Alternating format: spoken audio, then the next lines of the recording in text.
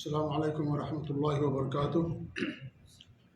الحمدللہ رب العالمین واشہد ان لا الہ الا اللہ وحدہ لا شریک لہ واشہد ان محمدا عبدہ ورسولہ صلوات اللہ وسلامہ علیہ وعلی آلہ وعلی اصحابہ ومن اہتدی بہدیہ واستنى بسنتہ الی یوم الدین وبعد۔ سب سے پہلے تو ہم اللہ رب العالمین کا شکر ادا کرتے ہیں کہ اللہ رب العالمین کی توفیق اور اس کے احسان سے دوبارہ درس کا آغاز کیا جا رہا ہے۔ اس پر ہم اللہ تعالیٰ کا بے حد شکر ادا کرتے ہیں۔ وہی انسان خسارے سے محفوظ رہے گا جو وقت کا صحیح استعمال کرے گا، اور وقت کا صحیح استعمال یہ ہے کہ انسان اللہ تعالیٰ کے دین کا علم حاصل کرے، اور جو علم مل جائے مستند اس کے اوپر عمل کرے، اور اس کی طرف اپنے علم کے مطابق لوگوں کو دعوت دے، اور پھر دعوت کی راہ میں جو مشکلات آئیں، پریشانیاں آئیں، ان پر صبر کرے، خود گناہوں سے دور رہے، برائیوں سے دور رہے، اللہ کی اطاعت پر، اللہ کے دین کی طرف دعوت دینے میں ثابت قدم رہے، اور جو پریشانیاں اور مصیبتیں آئیں ان پر صبر کرے۔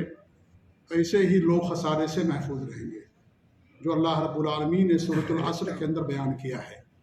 لہٰذا اگر ہم چاہتے ہیں کہ دنیا اور آخرت میں خسارے سے محفوظ رہیں، ہمیں چاہیے کہ ہم اللہ تعالیٰ کے دین کا علم حاصل کریں اور اس کے اوپر عمل کریں، اور اپنی حیثیت کے مطابق، علم کے مطابق اس کی طرف لوگوں کو دعوت دیں، اپنے گھر والوں کو، خاندان والوں کو، اہل و عیال کو، بال بچوں کو، اور پھر جو بھی مشکلات آئیں اس پر انسان صبر کرے اور اللہ کے دین پر ثابت قدمی اختیار کرے۔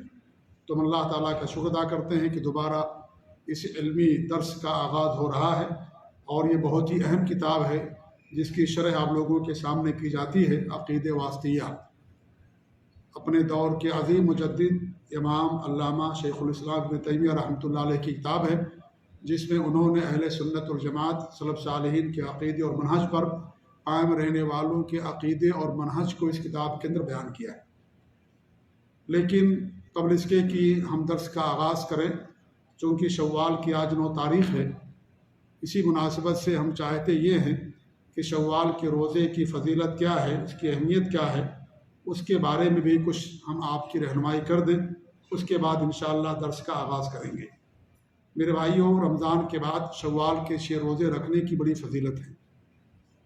صحیح مسلم کی حدیث ہے، ابو ایوب انصاری رضی اللہ تعالیٰ عنہ اس حدیث کے راوی یہ فرماتے ہیں کہ اللہ کے رسول صلی اللہ علیہ وسلم فرمایا، من صام رمضان، جس نے رمضان کے روزے رکھے، ثم اتبعہ ستا من شوال، پھر اس کے بعد شوال کے 6 روزے رکھے، فکان کصیام الدہر، تو گویا کہ اس نے پورے سال کا روزہ رکھا یا پورے زمانے کا روزہ رکھا، کیونکہ ہر نیکی کا بدلہ 10 گنا ملتا ہے۔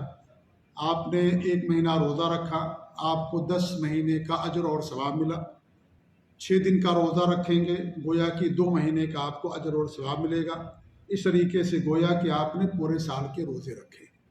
تو شوال کے روزوں کی بڑی فضیلت ہے، لہٰذا ہمیں بھی چاہیے کہ سنت پر عمل کریں اور رمضان کے بعد ان روزوں کا اہتمام کریں۔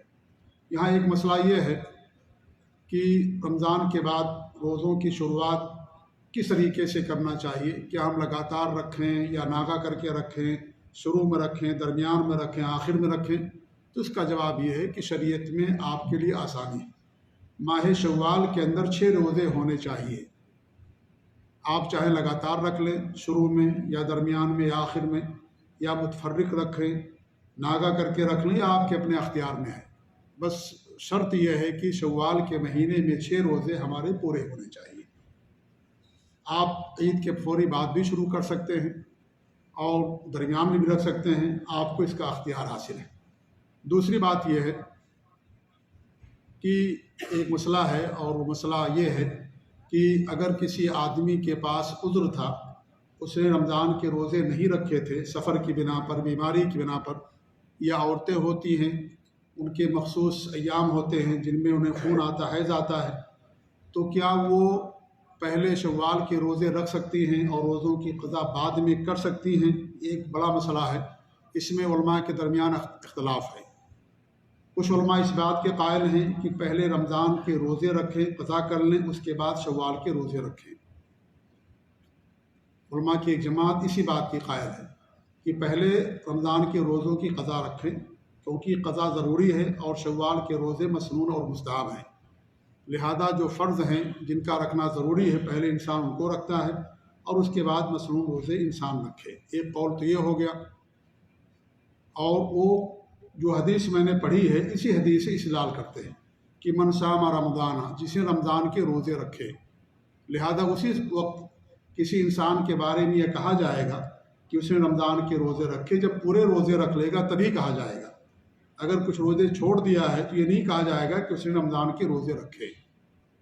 इसी तरीके से हदीस के अंदर क्या है, सुम्मा अतबाहु सित्तम मिन शव्वाल, फिर उसने शव्वाल के रोज़े रखे। सुम्मा जो है ये बाद के लिए आता है, यानी पहले वो उसके बाद ये, तो ये उनका इस्तिदलाल है जिसकी बुनियाद पर वो कहते हैं कि पहले ज़रूरी है कि रमज़ान के रोज़ों की क़ज़ा कर दी जाए, उसके बाद शव्वाल के रोज़े रखे जाएँ। इसमें दूसरा कौल यह है कि नहीं, आदमी या जिसके पास उद्र था वो रमज़ान के रोज़ों की क़ज़ा करने से पहले शव्वाल के रोज़े रख सकता है, और यही इस मसले में सही बात है। क्यों? इसलिए कि अल्लाह रब्बुल आलमीन ने कुरान में फरमाया है कि फ़मन कान मिनकुम मरीदन अव अला सफ़रिन फ़इद्दतुम मिन अय्यामिन उख़र, जो तुम में से बीमार हों या सफ़र पर हों वो गिनती को दूसरे दिनों में पूरा करें। वो दूसरे दिन कौन से हैं? कुरान की किसी भी आयत में किसी महीने की तहदीद नहीं की गई है कि आप इसी महीने के अंदर ही आपको रखना ज़रूरी है। ये रमज़ान आने से पहले शाबान तक इंसान उन रोज़ों की क़ज़ा कर सकता है। फ़इद्दतुम मिन अय्यामिन उख़र, दूसरे दिनों में गिनती को पूरा कीजिए। कब तक करना है? कहीं भी कुरान की आयत में ये नहीं कहा गया कि आपको शव्वाल ही में कर देना ज़रूरी है या फ़लाँ महीने में कर देना। अलबत्ता दूसरा रमज़ान आने से पहले पहले शाबान तक शरीयत ने मोहलत दी है, और इसके ताल्लुक़ से दो आयतें हैं जो रमज़ान के मसाइल में अल्लाह ने बयान किया है। दूसरी दलील ये है कि हज़रत आयशा रज़ी अल्लाह तआला अन्हा से आता, बुखारी वगैरह की हदीस है कि वो जो रमज़ान के रोज़ों की क़ज़ा होती थी वो शाबान के महीने में करती थी। शाबान के महीने में, यानी हैज़ की वजह से जो रोज़े छूट जाते थे या किसी और वजह से छूट जाते थे वो कब पर करती थी? शाबान के महीने में, शव्वाल के महीने में नहीं करती थी।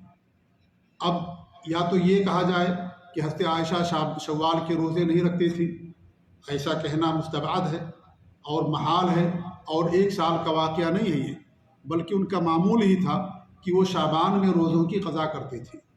अगर उनका ये अमल दुरुस्त ना होता तो आप सल्लल्लाहु अलैहि वसल्लम उनको मना कर देते, कहते नहीं, पहले शव्वाल के रोज़े रखने से पहले तुम रमज़ान के रोज़ों की क़ज़ा करो, उसके बाद शव्वाल के रोज़े रखो। नबी के घर में ये चीज़ होती थी, नबी को मालूम था। उनके घर में हज़रत आयशा की सबसे चहेती बीवी, वो रोज़ा नहीं रखती थी, रमज़ान के रोज़ों की शव्वाल में क़ज़ा नहीं करती थी। कब करती थी? शाबान के महीने में किया करती थी। लिहाजा इससे मालूम हुआ कि आदमी अगर बाद में उसकी क़ज़ा करता है तो उसमें कोई हरज की बात नहीं है। हज़रत आयशा रज़ी अल्लाह अन्हा के बारे में ये ख्याल रखना कि वो शव्वाल के रोज़े नहीं रखती थी और इसलिए बाद में क़ज़ा करती थी, ऐसा सोचना उनके बारे में महाल है, क्योंकि वो हमसे और आपसे ज़्यादा खैर के मुतलाशी थे, खैर की तरफ पढ़ने वाले थे, नेकी की तलाश में रहते थे। कोई ऐसी नेकी नहीं जो ना करते रहे हों। सहाबे कराम थे, अम्बिया के बाद सहाबे कराम ही का मकाम व मर्तबा है। हर नेकी और की तरफ सबकत कर देने वाले थे वो सहाबे कराम, बड़े पाक दिल और इस तरीके से नेकियों की तरफ बढ़ चढ़ के हिस्सा लेने वाले थे। लिहाजा उनके बारे में सोचना कि वो शव्वाल के रोज़े नहीं रखती थी और वो शाबान में आकर के क़ज़ा करती थी, ये सोचना सही, बिल्कुल सही नहीं है। तो इससे मालूम होता है कि रमज़ान के रोज़ों की क़ज़ा इंसान बाद में कर सकता है और वो पहले शव्वाल के रोज़े रख सकता है। ये और बात है कि अगर वो पहले क़ज़ा कर ले फिर शव्वाल के रोज़े रख के, अच्छी बात है, लेकिन ये कहना कि जब तक वो रमज़ान के रोज़े की क़ज़ा नहीं करेगा शव्वाल के रोज़े नहीं रख सकता है, ये कौल बिला दलील है और नबी की हदीस के ख़िलाफ़ है। इस्तिदलाल अपनी जगह पर है, लेकिन ये सही हदीस के ख़िलाफ़ है। ये हदीस तकरीरी है, हदीस तकरीरी कि नबी के सामने अमल होता था और आपने नहीं उनको मना किया कि तुम रोज़ा पहले शव्वाल रमज़ान की क़ज़ा करो उसके बाद तुम रोज़ा रखो। हमारे नबी ने उनको उनसे मना नहीं किया। तो इससे मालूम हुआ कि ये बिल्कुल अमल जायज़ है। अगर ऐसा करना नाजायज़ होता तो आप सल्लल्लाहु अलैहि वसल्लम उनको मना कर देते। رہا یہ مسئلہ کہ جو فرض ہو، جو ضروری ہو، پہلے انسان اس کو کرتا ہے، مسنون چیز انسان بعد میں کرتا ہے، یہ بات اپنی جگہ پر درست ہے، لیکن اگر وقت ہے تو انسان پہلے مسنون چیز بھی کر سکتا ہے۔ جیسے آپ عشاء کی نماز پڑھتے ہیں، عشاء پڑھنا فرض ہے، عشاء سے پہلے آپ سنت پڑھتے ہیں کہ نہیں پڑھتے؟ 2 رکعت تحیۃ المسجد پڑھتے ہیں، یا ظہر کی جماعت ابھی قائم نہیں ہوئی ہے، 4 رکعت سنت پڑھتے ہیں، فجر کی جماعت قائم نہیں ہوئی ہے، 2 رکعت سنت پڑھتے ہیں، کیونکہ ابھی اس کا وقت ہے، وقت ہے اس کا ابھی، اس لیے پڑھتے ہیں۔ جماعت قائم ہو جائے گی تب سنت پڑھنا ہمارے لیے جائز نہیں ہوگی۔ اس لیے شریعت میں بھی وقت ہے فرض روزوں کی قضا کا، شعبان تک ہے، لہٰذا وہ رکھ سکتے ہیں۔ جیسے یہاں پر جمعہ کیا نام ہے، ظہر سے پہلے سنت پڑھ سکتے ہیں، عشاء سے پہلے یا مغرب سے پہلے، یہ نہیں کہہ سکتے کہ بھائی ابھی تو جماعت نہیں ہوئی، جماعت فرض ہے، آپ سنت کیوں پڑھ رہے ہو؟ نہیں، یہ پہلے سنت انسان کو پہلے پڑھے گا، کیونکہ ابھی اس کا وقت ہے۔ جب وقت رہے گا تو انسان پڑھے گا، اگر وقت نہیں تو انسان نہیں پڑھے گا۔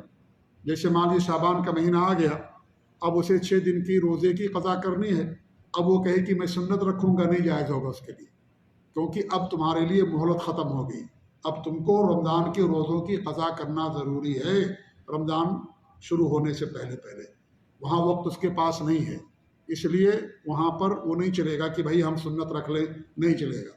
یہاں چلے گا، کیوں؟ اس لیے کہ یہاں پر ہمارے پاس وقت ہے، ٹھیک ہے۔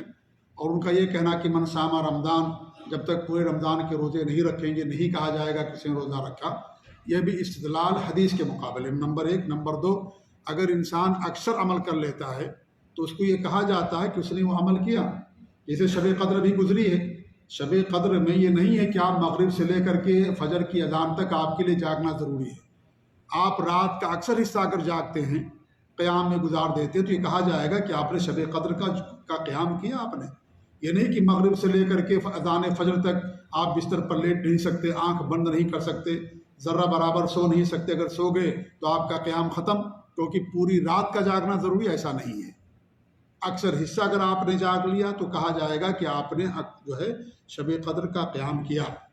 ایسے حج کی مثال ہے، آپ لوگ سعودی عرب کے اندر ہیں، جبیل میں ہیں، اس لیے حج کی مثال دیتے ہیں کہ آپ حج کرنے جاتے ہیں اور مزدلفہ کی رات گزارنا ضروری ہوتا ہے، مزدلفہ کی رات گزارنا، تو رات وہاں پر یہ نہیں کہ مغرب سے لے کر کے آپ فجر تک پوری رات وہاں پر آپ کے لیے وہاں سونا یا وہاں رہنا ضروری ہے۔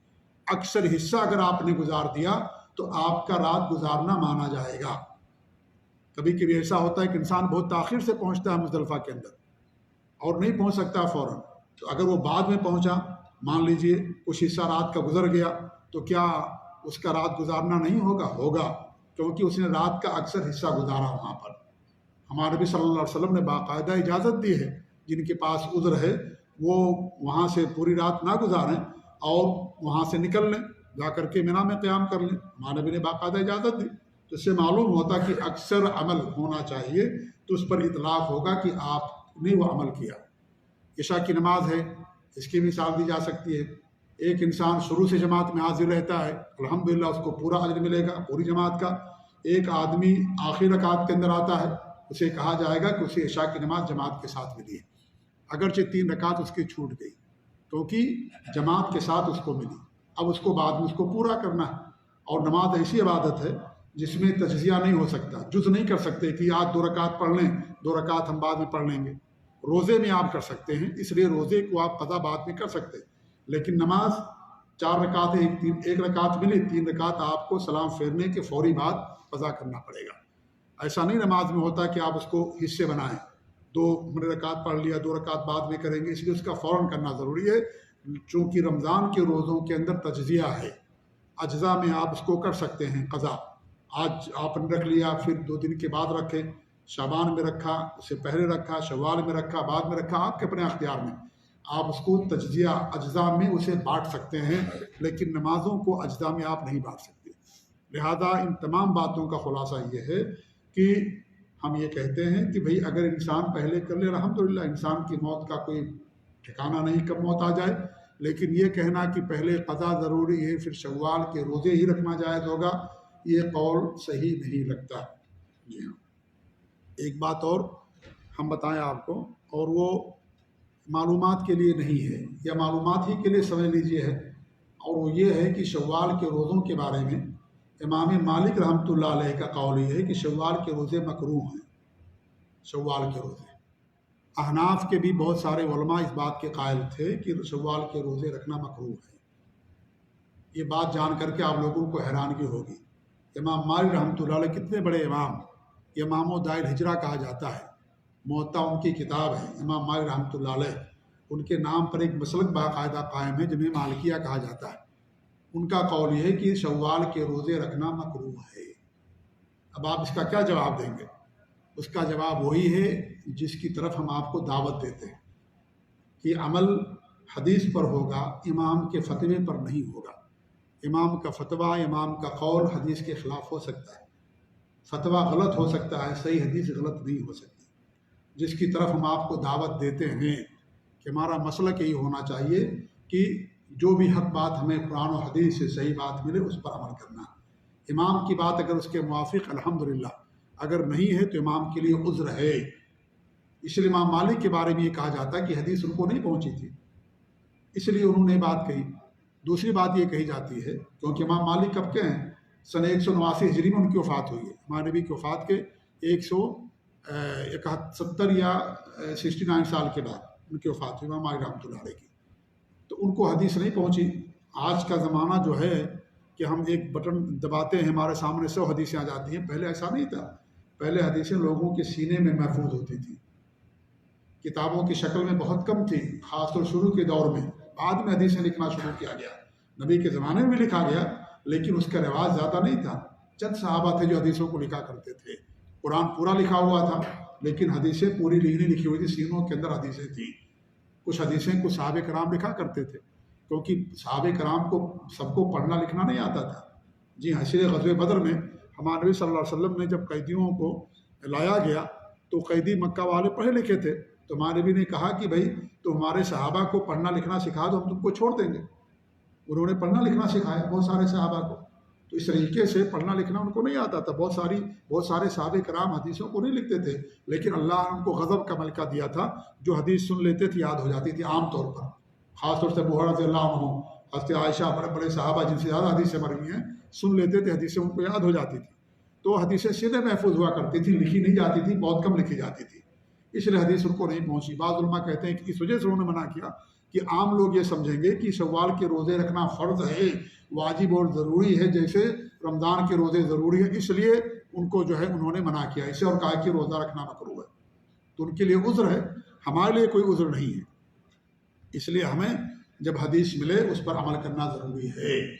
امام مالک رحمۃ اللہ علیہ کا فتویٰ نہیں اللہ کے یہاں بیان کریں گے کہ امام مالک کا فتویٰ تھا اس لیے میں نے عمل نہیں کیا تھا، نہیں۔ امام ابو حنیفہ رحمۃ اللہ علیہ کے یہاں عقیقہ کرنا مکروہ ہے، جی ہاں، اس میں امام ابو حنیفہ رحمۃ اللہ علیہ کا کوئی قصور نہیں ہے۔ اس لیے احناف کے ہاں اب جا کر کے عقیقہ کرنا شروع کیے ہیں، ورنہ آج سے 50-60 سال پہلے احناف کے ہمارے ملکوں میں عقیقہ لوگ نہیں کرتے تھے۔ جی ہاں، جب یہ علم بڑھا، حدیثیں عام ہوئی، اہل حدیثوں نے، سلفیوں نے حدیثوں کو لوگوں کے درمیان بیان کرنا شروع کیا، تب اب ان لوگوں نے عمل کرنا شروع کیا، ورنہ ان کے ہاں عمل نہیں ہوتا تھا۔ امام ابو حنیفہ رحمۃ اللہ علیہ معذور ہیں، ان کو حدیث نہیں پہنچی تھی۔ امام ابو حنیفہ تو سن 150 ہجری میں ان کی وفات ہوئی، امام مالک رحمۃ اللہ علیہ سے پہلے امام ابو حنیفہ رحمۃ اللہ علیہ، سن 150 ہجری میں ان کی وفات ہوئی امام ابو حنیفہ رحمۃ اللہ علیہ، وہ معذور، ان کو حدیث نہیں پہنچی۔ اگر حدیث پہنچی ہوتی قطعاً ایسا فتویٰ نہیں دیتے، یا اگر حدیث پہنچی بھی تو ایسے واسطے سے پہنچی جو ضعیف واسطے سے۔ اس لیے امام مالک کے بارے میں بھی لوگوں نے عذر بیان کیا ہے کہ حدیث جو ہے ان کو دوسرے واسطے سے پہنچی، ایسے لوگوں نے بیان کیا جو ضعیف لوگ تھے، جو معتبر اور مستند نہیں تھے، اس لیے انہوں نے ان کی حدیثوں کو نہیں لیا۔ ایسے ہی ہر امام کے بارے میں کہتے ہیں جو بڑے بڑے امام ہیں، جی ہاں، کہ ان کو حدیث نہیں پہنچی، یا حدیث پہنچی تو صحیح طریقے سے نہیں پہنچی، اس لیے انہوں نے اس کے اوپر عمل نہیں کیا۔ اس لیے آپ ان کی زندگی کا مطالعہ کیجیے، امام ابو حنیفہ، امام مالک، امام شافعی، امام احمد بن حنبل رحمۃ اللہ علیہ اجمعین، ان کے ایک مسئلے کے اندر کتنے اقوال ہیں، بہت سارے اقوال، حدیث ملتی تھی، پرانے قول سے رجوع کر لیتے تھے اور نئے قول کا فتویٰ دیا کرتے تھے کہ میری پرانی بات تھی، مجھے حدیث نہیں معلوم تھی، آج حدیث معلوم ہوئی، اس لیے میرا فتویٰ یہ ہے، میرا قول یہ ہے۔ یہ ان کا ایمان، ان کا تقویٰ، ان کا ورع، ان کی پرہیزگاری، اور ان کا اس بات پر گویا کہ اشارہ کہ ساری حدیثوں کا علم ہمارے پاس بھی نہیں ہے. تو ہمارا بھی منہج یہی ہونا چاہیے. یہ نہیں کہ ہم اپنے امام کو جو ہے مضبوطی کے ساتھ پکڑ لیں، وہ جو کہیں اسی کو برحق مانیں، چاہے حدیث اس کے خلاف ہو، قرآن کی آیت اس کے خلاف ہو، ہم تو بھائی فلاں امام کے مقلد ہیں، انہی کی بات مانیں گے. یہ نہیں ہونا چاہیے. جو صحیح بات ملے قرآن و حدیث سے اس کو آپ لے لیں، اس پر انسان کو عمل کرنا چاہیے. اور ان علماء کے لیے، ائمہ کے لیے عذر ہمارے پاس ہے کہ اللہ تعالیٰ انہیں اجر دے گا، کیونکہ وہ مجتہد تھے، بڑے امام تھے، علم تھا ان کے پاس. ہر حال میں اللہ ان کو اجر سے نوازے گا. لیکن ہماری ذمہ داری یہ بنتی ہے کہ ہم اس کے اوپر عمل شروع کریں جو قرآن و حدیث کی موافق ہو. تو یہ میں نے اس لیے مسئلہ بیان کیا، اس لیے نہیں کہ امام مالک کو، امام حنیفہ کو یہ حدیث نہیں معلوم تھی، نعوذ باللہ من ذالک. یہ مقصد نہیں ہمارا مقصد صرف یہ ہے، اس مناسبت سے ہم نے بیان کیا کہ ہمارا منہج یہ ہونا چاہیے کسی بھی عمل کے تعلق سے. امام کتنا بھی بڑا ہو، قرآن و حدیث سے بڑا نہیں ہو سکتا. سب سے بڑی آیت ہے، اللہ کا کلام ہے، نبی کی حدیث ہے. شرط صرف یہ ہے کہ وہ حدیث صحیح طریقے سے ثابت ہو اور سلف صالحین کے فہم کے مطابق ہو، اس پر عمل ہو. اس لیے اس سے بڑا کوئی نہیں ہے. ہمارے بھی فرماتے ہیں ہم تمہارے درمیان دو چیزیں چھوڑ کر کے جا رہے ہیں، ایک اللہ تعالیٰ کی کتاب ہے، دوسری میری سنت ہے. جو ان دونوں کو مضبوطی سے تھامے گا کبھی گمراہ نہیں ہوگا. یہ دو چیز چھوڑ کر کے گئے ہیں ہمارے نبی. ہمارے لیے اور چیزیں چھوڑ کر کے نہیں گئے، مال و دولت اور اس طریقے سے اور لوگوں کو نہیں. ان لوگوں کو یہ دو چیزیں چھوڑ کر کے گئے، قرآن اور حدیث. جو ان کو مضبوطی سے تھامے گا، اس پر عمل پیرا ہوگا، کبھی گمراہ نہیں ہوگا. تو ہمارا بھی یہی عمل ہونا چاہیے، اور ہمارا بھی نصب العین نہیں ہونا چاہیے، قرآن و حدیث سلف صالحین کے فہم کے مطابق اور اس کے اوپر عمل. اللہ تعالی ہمیں شوال کے روزوں کو رکھنے کی توفیق عنایت فرمائے. جو رکھ چکے ہیں اللہ تعالیٰ انہیں اجر سے نوازے، اور جو بھی نہیں رکھے اللہ تعالیٰ ان کو توفیق دے. آمین رب العالمین. آئیے آج چونکہ پہلا دن ہے، اس لیے ایک مسئلہ سے پڑھتے ہیں. اللہ تعالیٰ کی ایک صفت، مشیت کی صفت. اور اس سے پہلے میں بیان کر چکا ہوں کہ شروع میں امام نے اللہ تعالیٰ کے اسماء اور صفات کو بیان کیا ہے، کیونکہ ان کے زمانے میں اللہ تعالیٰ کے اسماء اور صفات کے بارے میں بڑے لوگ گمراہی کا شکار تھے. گمراہیاں پائی جاتی، اللہ کے اسماء کا انکار کرتے تھے، صفات کا انکار کرتے تھے، اور اس طریقے سے اللہ کے بارے میں ایسی صفات کا عقیدہ رکھتے تھے جو کتاب اللہ میں نہیں ہے، حدیثوں کے اندر نہیں ہے. اس لیے بڑی تفصیل کے ساتھ مصنف رحمۃ اللہ علیہ نے شروع میں اہل سنت والجماعت کا، اور جب بھی میں اہل سنت والجماعت کہتا ہوں، ہمارے ملک کے اہل سنت نہ سمجھیے گا آپ لوگ، جو ہمارے یہاں قبر پرست لوگ ہیں، بدعتی لوگ نہیں. اہل سنت والجماعت سے اہل حدیث مراد ہوتے ہیں. کھل کر کے میں کہتا ہوں، کھل کر کے دعوت دیتا ہوں. لاگ لپیٹ نہیں ہمارے یہاں ہوتی ہے، کھل کر کے. اہل سنت والجماعت سے وہ لوگ مراد ہوتے ہیں، وہ لوگ نہیں ہوتے جو بدعتی ہیں، خرافاتی ہیں اور بدعت اور خرافات کرتے ہیں. جی ہاں، تو ان کے عقیدے کو انہوں نے بیان کیا ہے. جی ہاں، اسماء اور صفات کے تعلق سے آج جو ہم صفت پڑھیں گے، مشیت کی صفت. مشیت مانے چاہنا، اور اس کا مطلب یہ ہے کہ اللہ رب العالمین کی مشیت ہوتی ہے. اللہ تعالیٰ کی مشیت ہے، اور دنیا میں کوئی بھی چیز اللہ تعالیٰ کی مشیت کے بغیر نہیں ہوتی ہے. اگر ہم یہ چاہیں کہ کہیں کہ اللہ تعالیٰ کی مشیت کے بغیر کوئی چیز ہو جاتی ہے، تو اللہ تعالیٰ کے نقص ہے. یہ وہ کہ اللہ تعالیٰ عاجز ہے، کہ اللہ نہیں چاہتا تو بھی اس کی کائنات میں چیزیں ہو جاتی ہیں. یہ عجز اور نقص ہے. یہ اللہ تعالیٰ ان تمام چیزوں سے پاک اور بلند ہے.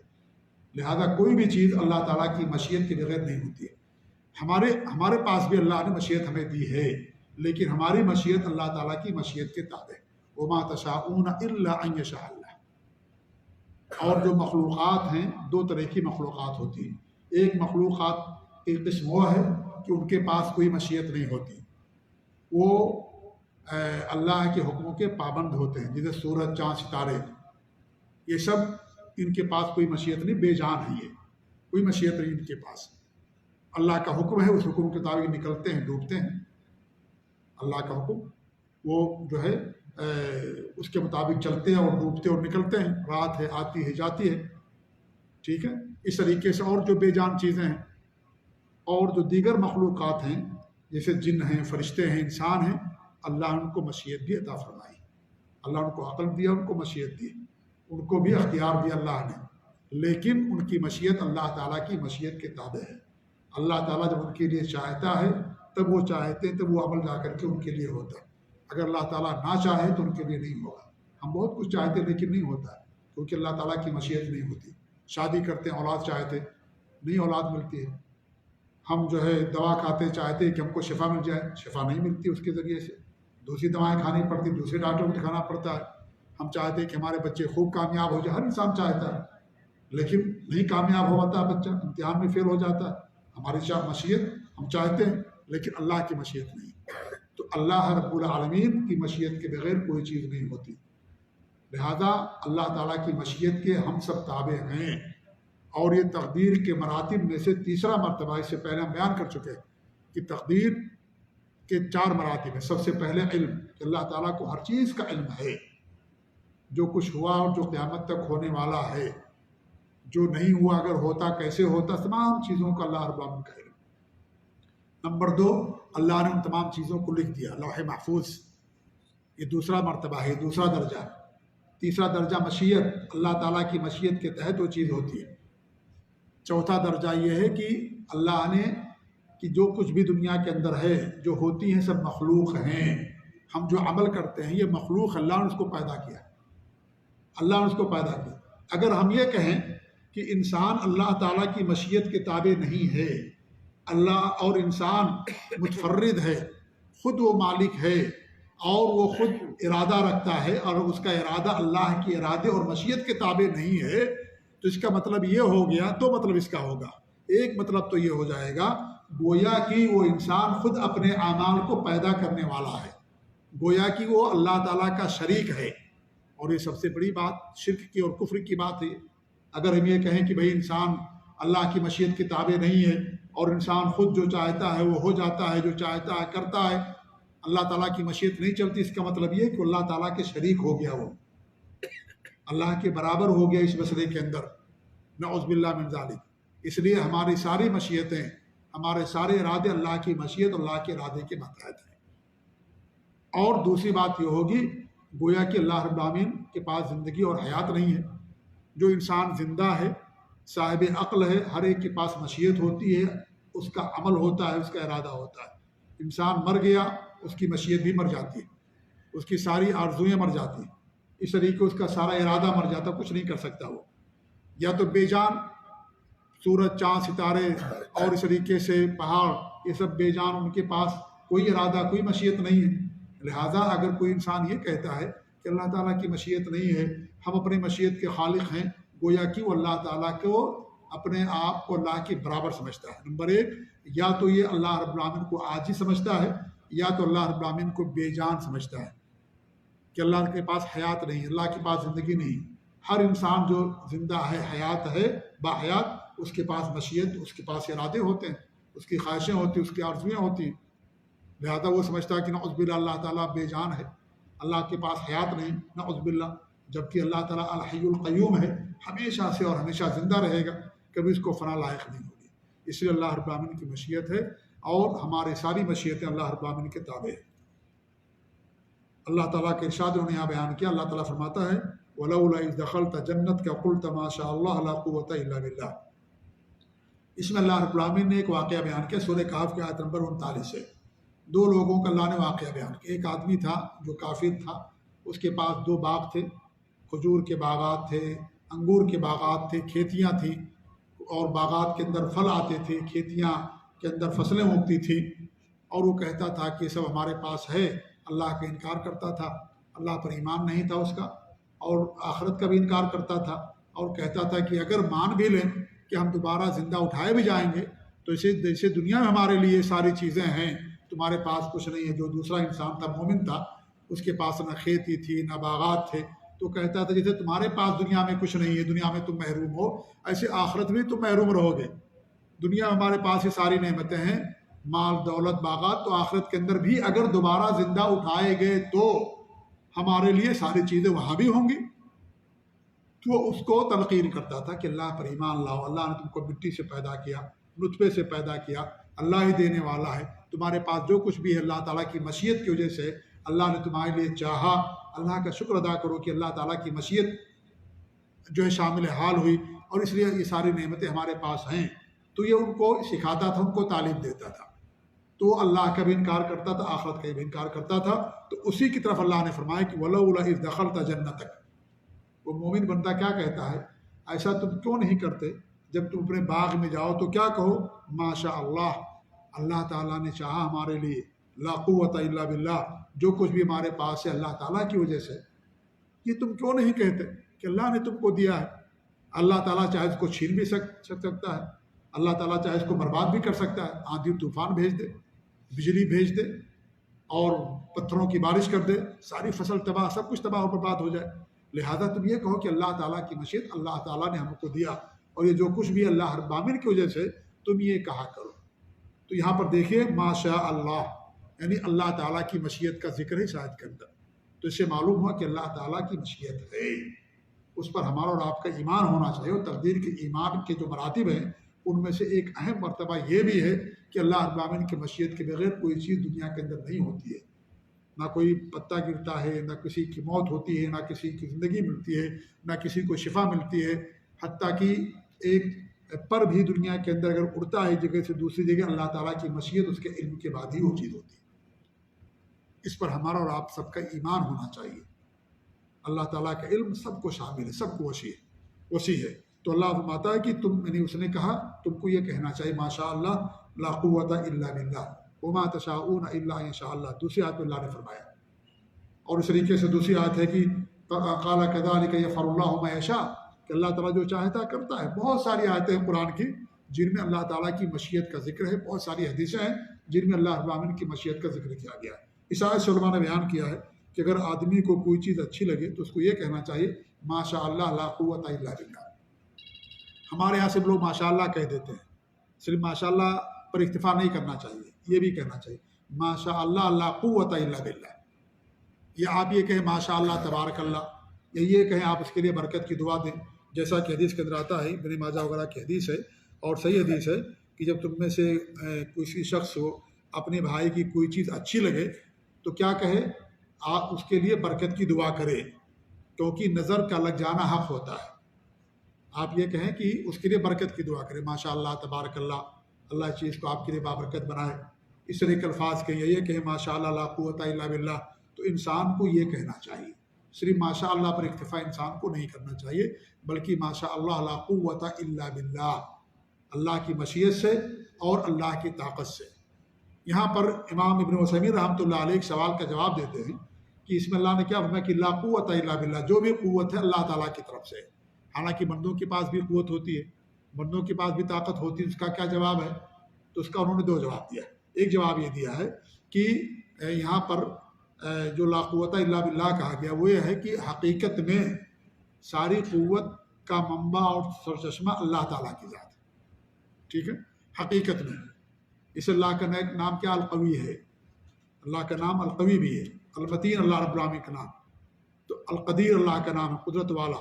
تو اس طریقے سے تمام طاقتیں، قوتیں اللہ رب العالمین ہی کے پاس ہیں۔ اور دوسرا جواب یہ دیا ہے کہ اگر ہمارے پاس کوئی طاقت ہے، کوئی قوت ہے، تو اللہ تعالیٰ کی دی ہوئی طاقت اور قوت ہے، اللہ کی دی ہوئی ہے، اصل اللہ تعالیٰ، اصل قوت کا سرچشمہ اللہ تعالیٰ۔ ہمارے پاس بولنے کی طاقت کس نے دی ہے؟ اللہ نے دیا۔ چلنے کی طاقت کس نے دیا؟ اللہ نے دیا۔ دیکھنے کی طاقت، پکڑنے کی طاقت، بات کرنے کی طاقت، علم جو ہمارے پاس آتا ہے، کوئی بھی طاقت ہمارے پاس ہے اللہ تعالیٰ کی دی ہوئی ہے۔ اللہ تعالیٰ چاہے تو یہ طاقت ہم کو چھین لے، زبان ہے بول نہیں سکتے، ہاتھ پاؤں ہے معذور چل نہیں سکتے، دیکھ نہیں سکتے، اللہ نے طاقت ہم سے چھین لیا۔ لہذا جو کچھ بھی ہمارے پاس طاقت ہے وہ اللہ رب العالمین ہی کی طرف سے ہمارے پاس ہے۔ جی ہاں، تو اس لیے بھی یہاں پر یہ کہا گیا کہ اصل طاقت اللہ رب العالمین کے پاس ہے اور کامل طاقت اللہ تعالیٰ کے پاس ہے۔ ہمارے پاس جو کچھ بھی ہے وہ اللہ رب العالمین کی طرف سے دی ہوئی نعمت ہے، وہ اللہ تعالیٰ نے دیا ہم کو تب وہ چیز ہم کو ملی، اگر اللہ تعالیٰ ہم کو نہ دیتا تو چیز ہم کو نہیں ملتی۔ آج اسی پر اتفاق کرتے ہیں، اور اس کے بعد اسی سے متعلق ایک اور صفت ہے جس کو ارادہ کہا جاتا ہے۔ عام طور پر مشیت اور ارادہ ایک ساتھ بیان کیا جاتا ہے، لیکن چونکہ وقت کی تنگی، اس لیے انشاءاللہ اگلے درس میں جو ارادہ کی صفت ہے اس کو ہم بیان کرنے کی کوشش کریں گے۔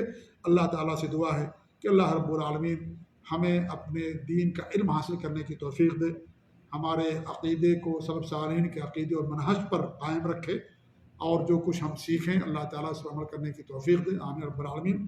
و صلی اللہ علیہ محمد وعلی آلہ و صحبہ اجمعین، و جزاکم اللہ خیر، والسلام علیکم و رحمۃ اللہ وبرکاتہ۔